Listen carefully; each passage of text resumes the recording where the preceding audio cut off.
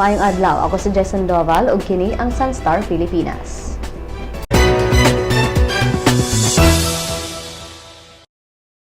Human sa madugoong pagpabomba sa Paris, France, gi-implementar karon sa kapulisan ang Red Alert sa Metro Manila. Gi-implementar usab sa Davao Region ang Heightened Alert ug gipahugtan ang seguridad sa tibuok rehiyon. 129 ka mga tao ang namatay ug laing 300 kapin ang samaran sa sunod-sunod nga pagpangatake sa Paris ni adtong Biyernes. Si Davao City Police Office spokesperson Milgrace Driz nagkanayon nga wala pa sila na monitor nga hulga sa mga teroristang grupo. Dugang niya nga ilang gipanghingusgan karon ang intelligence monitoring sa rehiyon. Alang sa dugang detalye ning balita, bisitaha ang www.sunstar.com.ph.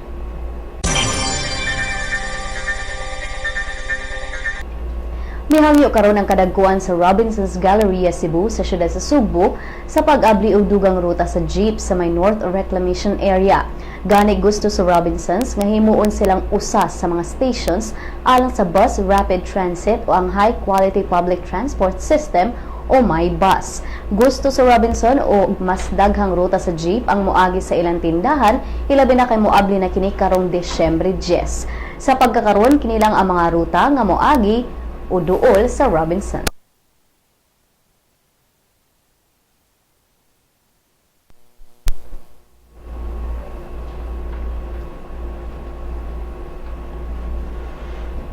Si BRT Project Head Rafael Yap nagkanayon nga mosuporta sila sa hangyo sa Robinsons kung mohatag sila sa kinahanglanong pasilidad.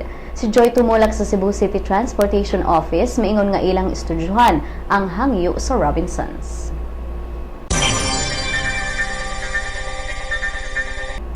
Gimanduan sa Department of Interior and Local Government o DILG ang mga opisyales sa dakbayan sa Cagayan de Oro nga sila si Mayor Oscar Moreno ug Vice Mayor Cesar Ian Acenas nga dili motambong sa flag raising ceremony matag semana aron dili mosamot ang kagubot sa City Hall.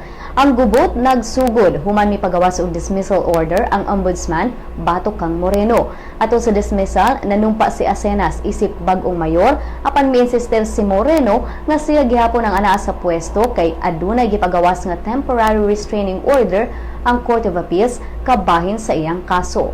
Ang duha miingon nga mutambong sila sa flag raising ceremony apan naglibog ang mga empleyado sa City Hall kung kinsa gyud ang adunay katungod pagkamayor. Tungod niini gimanduan usab sa DILG ang Philippine National Police nga siguroong hapsay ang syudad samtang gihulat pa ang desisyon sa kaso ni Moreno.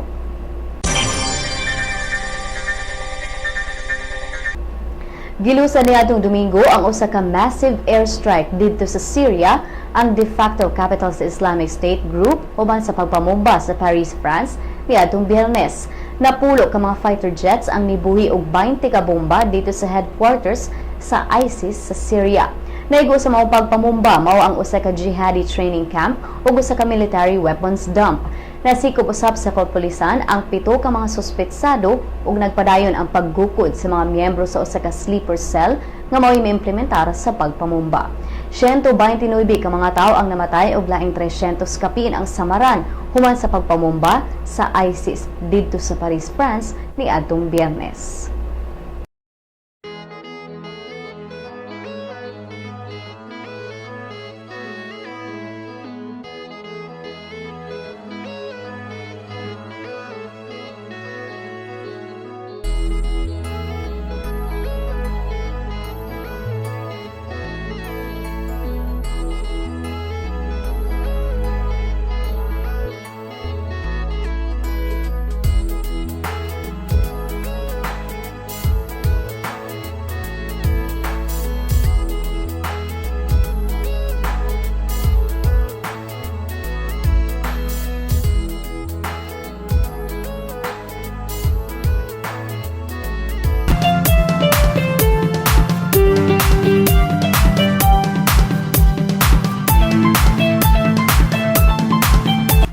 Milampo sa pagsulod sa top 7 ang pambato sa Pilipinas sa 4th impact sa nagpadayong X Factor sa United Kingdom.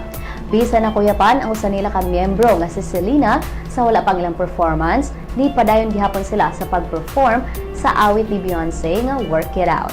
Tungod niini nipadayag sa ilang mga pagdaig ang mga hurado tungod sa ilang gipakitang professionalism. Ang ilang coach nga si Cheryl Fernandez Versini ipahibaw sa mga viewers nga giatiman na sa mga ambulance personnel si Selena og okay na kini sa wa pa matapos ang programa. Alang sa uban pang showbiz chika, bisitaha ang celebrity.sunstar.com.ph o i-follow po din sa Twitter at Sun.Star Showbiz. Sa Lotto results, walay nakadaog sa mga premyo sa 649 Super Lotto o 658 Ultra Lotto. Bulangon unya ang 655 Grand Lotto o 645 Mega Lotto. Ania ang balor sa dolyar gikan sa Bangko Sentral ng Pilipinas. Musunod ang kapalaran gikan sa Sun.Star Super Balita.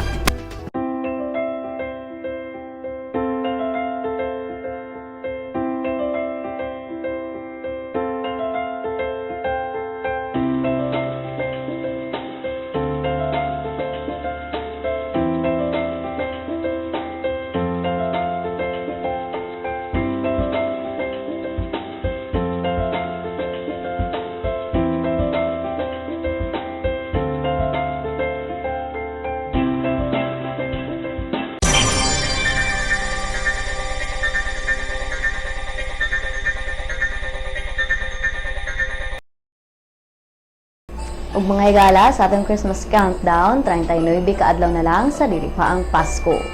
Ug dinhi natapos ang atong mga balita karong adlaw. Alang sa dugang pang updates, bisitaha ang www.sunstar.com.ph. I-follow sab ang among mga updates sa Twitter at Sun.Star Online ug sa Facebook, Sun.Star Philippine News. Ako si Jason Doval ug kini ang Sun.Star Pilipinas.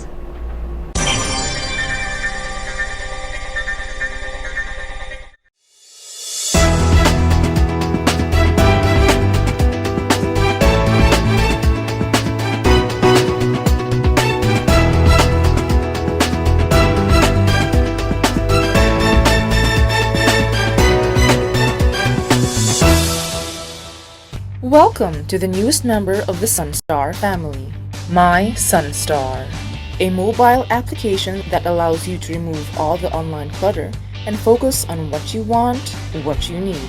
To enjoy our latest edition, you must have an Android device, a mobile phone or tablet. Go to the Google Play Store, type My Sun.Star in the search box. Click on Search.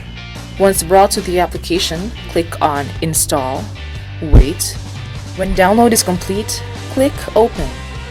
You will be brought to the login page. You may use your Facebook or Google Plus account to register. If you are already logged into your Facebook, registration is automatic. Next, select your interest. Click on at least 3 categories and at least 1 location like Cebu or Davao or any of the cities in the Sun.Star network. When you're done, click on Done. Great selection! If you do not select any category or location, you will automatically be brought to the News Bits section where you can find, in one glance, a list of news of the day that you should know. If you have selected your interest, the News Bits will be the first list, followed by different categories that you chose. This way, you do not see all the other news and articles that will not be relevant to you. What you see is what you want. If you want to add more categories, click on the menu icon on the top left. Choose My Interests. Select again. You will also see in the menu information prepared specifically for the mobile app. These are Lotto, classifieds on jobs and properties, and obituaries. What makes My Sun.Star different from the Sun.Star website and the responsive mobile site is its customization feature. You be the judge of what is news to you. This app will also be available soon on the Apple Store, so those with iPhones and iPads can enjoy My Sun.Star. Thank you!